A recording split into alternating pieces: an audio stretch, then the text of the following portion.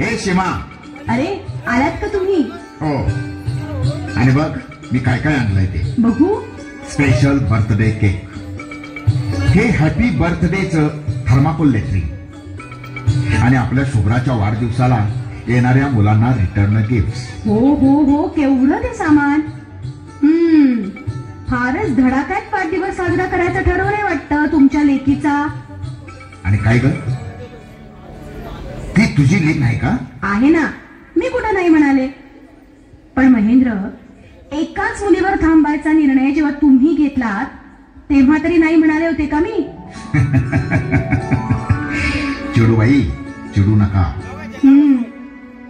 सीमा, तू मला शुभ्राच्या रूपानं गोड मुलगी भेट दिलीस. बागडत बागडत ती मोठी व्हायला लागली आणि आज आपण तिचा 6वा वाढदिवस साजरा करतोय. हो ना, खरंच कसे गेले नाही दिवस पटपट. बघता बघता ती 16 वर्षाची होईल, 18 वर्षाची होईल आणि काय, एक दिवस लग्न करून भुरकन निघून जाईल तिच्या सासरी. अहो काय बोलताय हे? आत्ताची कुठे 6 वर्षाची येते. एवढ्या नंतरच्या गोष्टी आत्ता कशाला बोलायच्या? खूप वेळ आहे अजून त्याला. आज तर तिचा फक्त 6वा वाढदिवस साजरा करतोय आपण. हो ग सीमा, मी कधी कधी भलत्या स्वप्नात हरवून जातो. अनुभव, शुभ्रा कुठे आहे? असेल की बाहेर खेळत. थांबा बघते मी.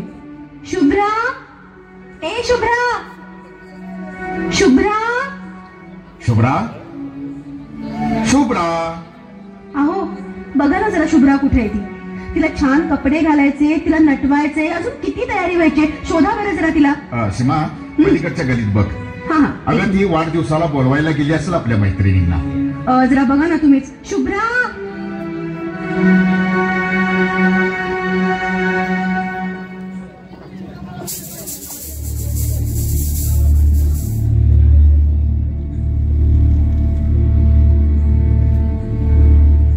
जॉनी, ठरल्याप्रमाणे आपला आजचा दिवस तरी बाहेर पडला, पण फक्त पिण्याचा.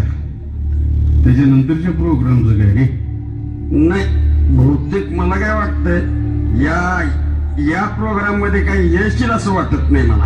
यश येणार नाही? अपयश अजिबात नाही. आजपर्यंत न घडलेली गोष्ट बोलतोयस तू. हे बघ नाजी, माझ्या शरीराला आता सवय लागली. काही कर, पण आज माझं हे रखरखत शरीर थंड झालंच. अपना काम हो गया. ते कसं काय? समोर बघ बघ ना. जॉनी, शुद्ध आहेस का तू?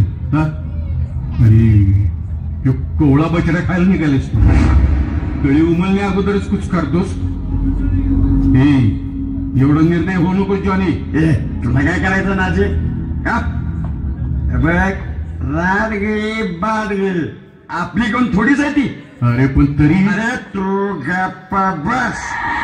आपल्याला दूध तू गेल्याशिवाय शांत होत नाही. अरे खवळलेला दर्या सुद्धा नासधूस केल्याशिवाय शांत होत नाही. जमिनीखालचा रसरस्ता लावार सुद्धा भूकंप झाल्याशिवाय शांत होत नाही. जॉनी, अरे विचार कर. हे बघ, अजूनही वेळ गेलेली नाही. बाबा बस कर ना तू.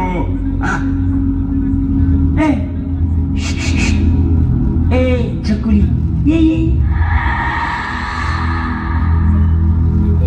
ये बा इकडे ये. आम्हाला सांग, तुझं नाव काय? शुभ्रा. कुठं चाललीस तू आता? चॉकलेट आणायला. आज माझा वाढदिवस आहे ना. माझे पप्पा खूप सारी खेळणी आणणार आहेत माझ्यासाठी. खूप साऱ्या मैत्रिणी येणार आहेत माझ्या वाढदिवसाला. मग मी त्यांना गोड गोड खाऊ देणार. अरे वा वा वा, छान छान छान, हुशार. हा, मग चल आपण पण तुझा वाढदिवस साजरा करू. कसा? आम्ही पण तुला खूप खूप खाऊ देणार, खूप सारी खेळणी सुद्धा देणार, चांगले चांगले कपडे देणार.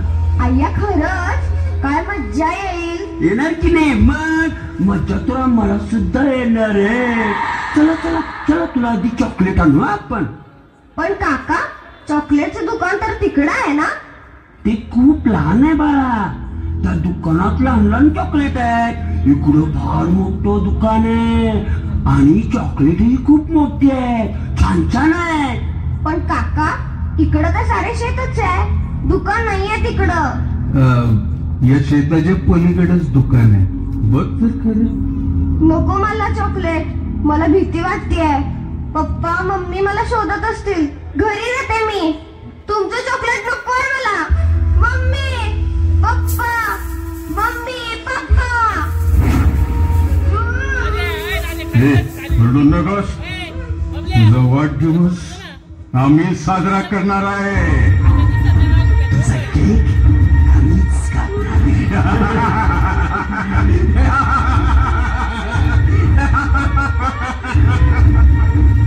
मम्मी पप्पा, सोडा मला, सोडा. काय करताय तुम्ही? आई गं, आई गं.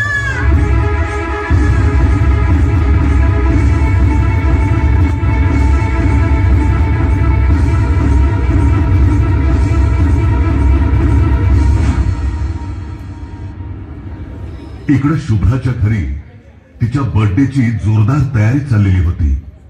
तिच्या बर्थडेसाठी गल्लीतली मुलं जमायला लागलेली होती. महेंद्र आणि सीमा आपल्या लेकीला इकडे तिकडे शोधू लागले होते. आणि त्याच वेळी घराजवळच्या शेतवडीत 2 लांडगे या कोवळ्या कळीचे लचके तोडत होते. तिचा कोवळा आक्रोश त्याने तिच्या तोंडात रुमालाचा बोळा घालून बंद केला होता. काहीच हरकत नाही. अहो, आज आमच्या शुभ्राचा 6वा वाढदिवस आहे. पण महेंद्र, मी काय म्हणतो, म्हणजे मला आणि अहो, निमंत्रण छोट्या मुलांना. आता आला तसे वाढदिवसाचा केक खाऊनच जा. हो, पण शुभ्रा आहे ना. शुभ्रा इथंच कुठेतरी खेळते ती. शिमा, शुभ्राला हाक मार. हो हो. महेंद्र, अगोदर माझं ऐक. आता काहीही ऐकणार नाही तुमचं.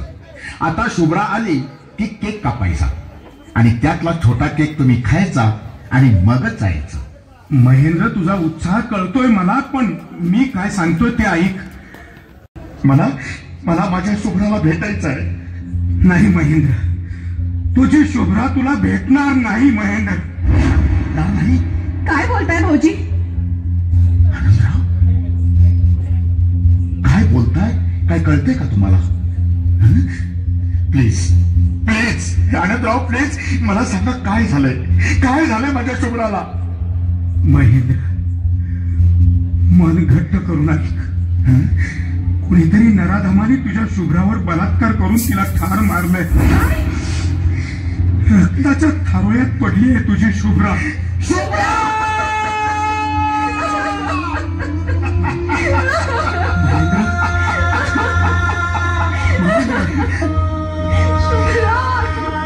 हे देवा, काय केलंस तू? अशी कशी माणसं जन्माला घातलीस तू? माझ्या 6 वर्षाच्या शुभ्राचं वय सुद्धा कळलं नाही. महेंद्र, शांत व्हा. महेंद्र, बहिणी, शांत व्हा. माझ्या फुलासारख्या पोरीचं लचकत अक्षरांनी. आनंदराव, हे काय ऐकतोय मी? ह्या माझ्या मुलीला जगाची ओळख होण्या अगोदरच उद्ध्वस्त केली या नवाधमाने. माझ्या या गोंडस पाखराला पंख फुटण्या अगोदरच मुंडकं छाटलं या नालायकाने.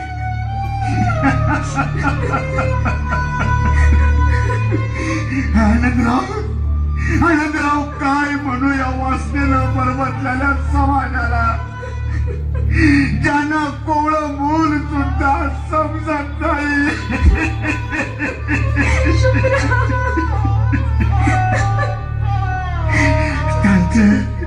त्यांचं काळीच दगडाचं बनवलं या देवानं. आनंदराव, कामावरून तपून भागून घरी आल्यावर माझी शुभ्रा तेव्हा पळत येऊन माझ्या गळ्याला बिलगायची. तेव्हा दिवसभर कुठं पळून जायचं. महेंद्र शांत व्हा. याला कामावरून यायला जरा तरी वेळ झाला ना तरी मागं फिरायची माझ्या मम्मी पप्पा अजून कसे आले नाही, कधी येणार ते सांग ना म्हणत घरभर फिरायची. कधीच दिसणार नाही हो.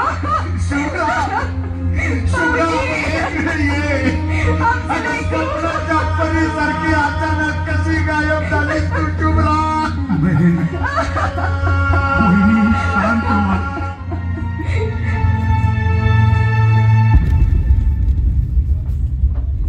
रक्ताच्या थारोळ्यात पडलेली शुभ्रा पाहून तिची आई सीमा तर कोसळलीच. महेंद्र आपल्या लाडक्या लेकीच्या कलेवराकडे पाहून धाय मोकळून रडत होता. माणसं जमू लागली. पोलिसांना कळवलं गेलं. पोलीसही आले. घटनेपूर्वी रस्त्यावर शुभ्राला पाहिलेल्या लोकांनी ती जॉन्यासोबत होती ही माहिती पोलिसांना दिली. पंचनामा झाला. गगनाला भिडणाऱ्या आक्रोशानं पाहणाऱ्यांच्या काळजाला घर पडू लागली.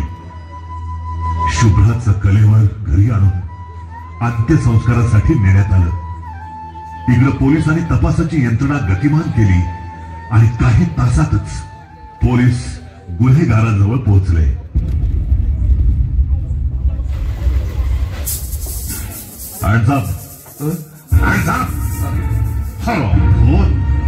लाज नाही वाटत? मारू नका साहेब, मारू नका. लाज नाही वाटत? हे असली कृत्य करताना मनाची नाही तर जगाची गरज असते. नाही साहेब, काय नाही? आम्ही काय नाही केलं साहेब. काय नाही केलं? काय नाही केलं? तुडवी कसा कसा कसा कसा माणूस केला काळीला फाटणार कृत्य केलं. नाही हो साहेब. अहो साहेब नाही. ना पोलिसांचा महाप्रसाद देत ठिंगणे काढूया यांची. फुगा मेल्या, फुगा मेल्या, फुगा मेल्या. थांबा इन्स्पेक्टर, थांबा. अहो काय करताय हे?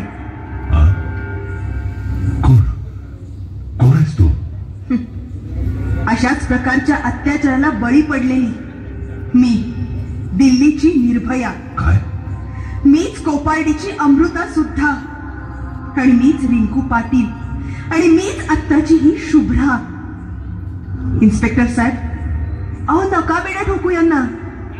म्हणजे तुम्ही यांना बेड्या ठोकून द्या पोलीस स्टेशन मध्ये.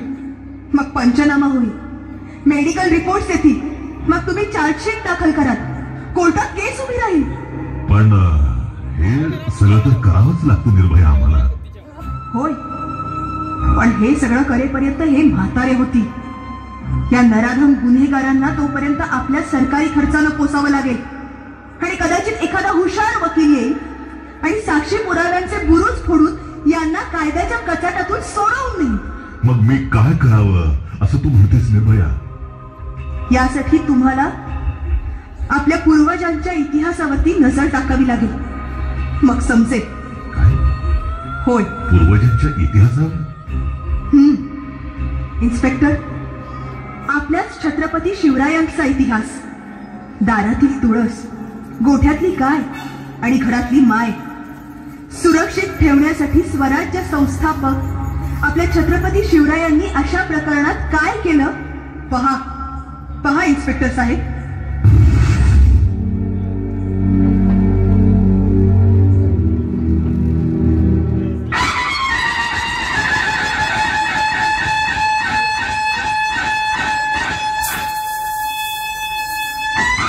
जगदंब जगदंब.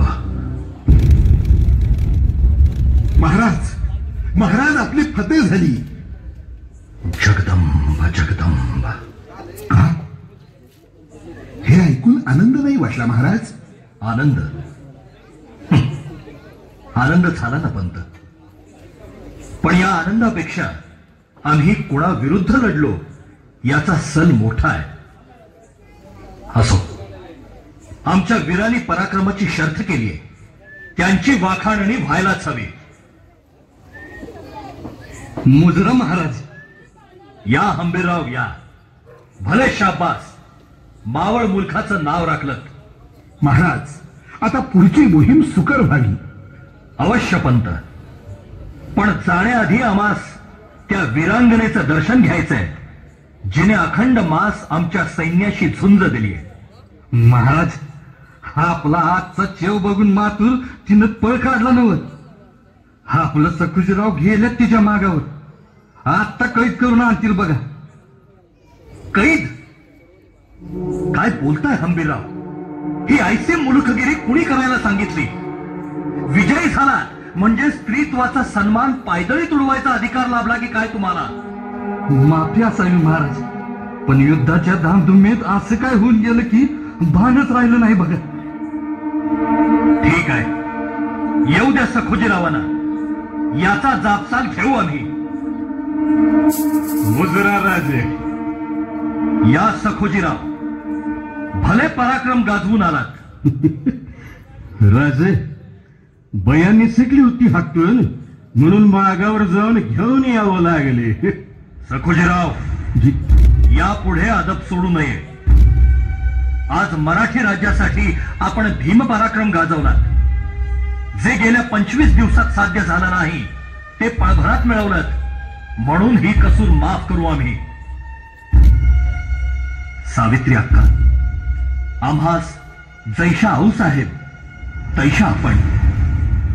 आपणाकडून बदअमल झाला म्हणून आम्हास लढावे लागले आपल्याशी. तरीही आपल्या पायाशी आम्ही नम्र आहोत. आईच्या मायेनं. आई, कशाला त्या पवित्र शब्दाचा अपमान करतो आहेस? युद्धात विजय मिळवलेले उन्मादी राजे तुम्ही. आपल्या मदमस्त मुखात ही नम्र भाषा शोभत नाही. सावित्री अक्का, विजयी वीर झाला तरी त्याला शिंग फुटत नाहीत. तो माणूसच राहतो. आम्हीही आमचं माणूस पण सोडलेलं नाही. माणूसपण? माणूसपणाची व्याख्या ही तुम्हीच ठरवावी. सगळे नीती नियम विजेत्यांना अनुकूल असतात. पराजितांच्या बायकांना बटीक बनवणं ही देखील नीतीच ठरते. अशा वेळी ही सावित्रीबाई तुझ्या समोर बटीक बनून उभी आहे राजा.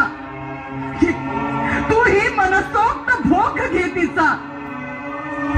सोड सोड, अजून तुझी कोण बकबकलेली गिधाडं असतील तर तिच्या आचार देहाचे तुकडे तोडण्यासाठी. हीच रीत आहे राजे, हीच रीत आहे. सावित्री अक्का, या असल्या रीतीभाती शिवाजी मानत नाही. स्त्री म्हणजे आमच्या देव्हाऱ्यातील देवता. त्या आदिशक्ती भवानीचं रूप आम्ही आपल्या ठाई मानतो. बस बस झालं तुझं हे ढोंग. एवढी नियत तुझ्या अंगी असती तर भर रानात आमच्यावर हे वासनांध कुत्ते सोडले नसतेस तू. वासनांध कुत्ते? वासनांध कुत्ते म्हणजे सावित्री अक्का, काय झालंय? सखोजीराव, काय ऐकतो आहोत आम्ही? राजे, ते म्हणजे सखोजीराव, तुम्ही या देवींवर बलात्कार केलाय. बलात्कार केलाय तुझ्या या चांडाळ शिपायानं. भर रानात अबरू लुटली माझी. बोल बोल राजा, कुठे गेली तुझी ती नीतिवत्ता? कुठे गेली आहे? साहेब, भवानी आई, हे काय घडलं? सखोजीराव, सखोजीराव, तू हे नीच कर्म करावंस. काय वाटलं तुला? महिनोन महिने झुंजणाऱ्या या वाघिणीची तू शिकार केली म्हणून तिची अशी विटंबना करण्याचा अधिकार तुला मिळाला. सखोजीराव, हरामखोर.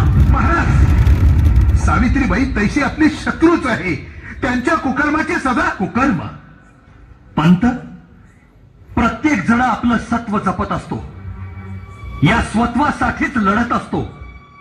इथं जिंकणारे सिकंदर ठरले म्हणून हरणाऱ्याचं मोल कमी होत नाही. आम्ही सत्ताधीश आहोत म्हणजे साक्षात ईश्वर नव्हे की प्रत्येकानं आमची सत्ता कबूल करावी. आम्ही हे स्वराज्य उभं केलंय ते या रयतेच्या कल्याणासाठी. ती रयतच इथं नाडली जात असेल तर पातशाही आणि शिवशाही यामध्ये फरक तो काय राहिला? नाही सकोजी, नाही. तुझा हा गुन्हा आमच्या लेखी क्षम्य नाही. राज एकदा माफी द्या. या माफीसाठी हवं तवा रगत सांडू आम्ही. राज रक्त सांडण्याची भाषा करणारा माफी मागत नसतो जीवासाठी सकोजी. स्वतःच्या हातानं शीर उतरवून ते मातीत मिसळत असतो. जीवापेक्षा इब्रत मोठी असते. तीच इब्रत तू सोडलीस सखोजी. मग तुझा हा जीव काय कामाचा? राज आंबेरराव, जी राज. तापलेल्या सळ्या घेऊन या हरामखोराचे आधी डोळे काढा. राजाच्या आत्ता ज्या नजरेनं परस्त्रीचा हव्यास ठरला ती बेचिराग होऊ द्या. राज आणि त्यानंतरही त्याला तैसाच तडफडत ठेवा. या बेलवडीच्या अंधार कोठडीत सडू द्या जन्म तो. राजा नाही. राजा नाही. माफी माफी करा एकदा. राजा माफी करा. घेऊन जा याला. राजा माफी.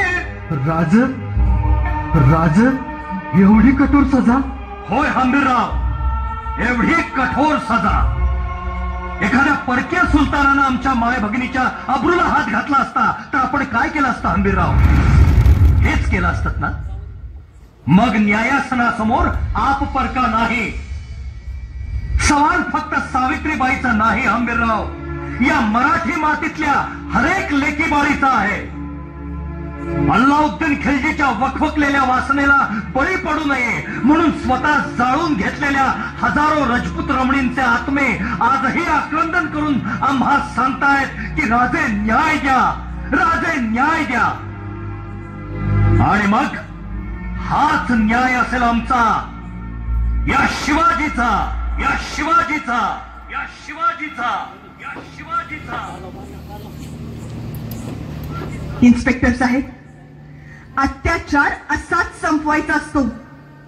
घाला गोळ्याच्या नराधमांना आणि द्या न्याय त्या 6 वर्षाच्या कोवळ्या कळीला. उशिरा मिळालेला न्याय हा सुद्धा अन्यायच असतो.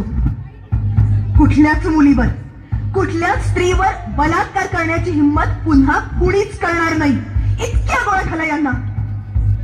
इन्स्पेक्टर साहेब, सावित्री अक्का देसाईंवर बलात्कार करणाऱ्या त्या सकोजी जाधवाचे डोळे काढले, त्याला काल कोठडीत टाकलं. आणि म्हणूनच स्वराज्यात पुन्हा हा गुन्हा घडला नाही. साहेब, विचार न करता गोळ्या घाला.